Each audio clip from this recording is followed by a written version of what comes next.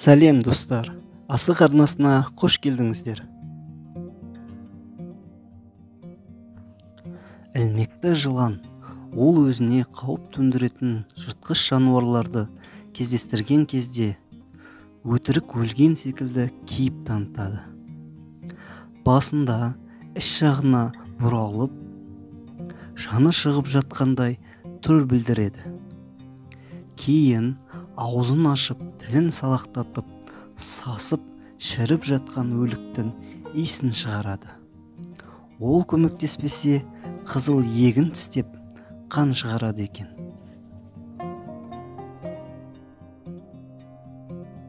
Бір қарасаң құмырсқа, бірақ бұл құмырсқа секілді өз-өзін көрсетіп жүрген ара. Не үшін десеңіз, өз-өзіне құрбан істеп жүр.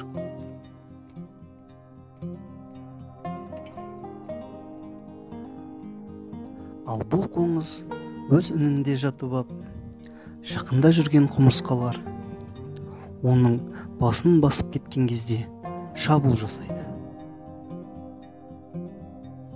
Біздің араға да керегі осы қоңыз.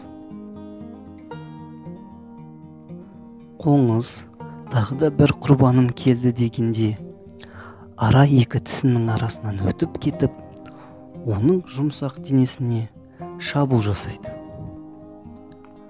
Сосын ініне кіргізіп ап, қоңызға жұмыртқаларын салады. Жұмыртқадан шыққан ұсақ аралар қоңыздың денесімен қоректенеді.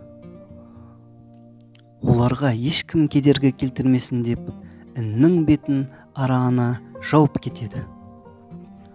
Жыртқыш грифті тасбақа.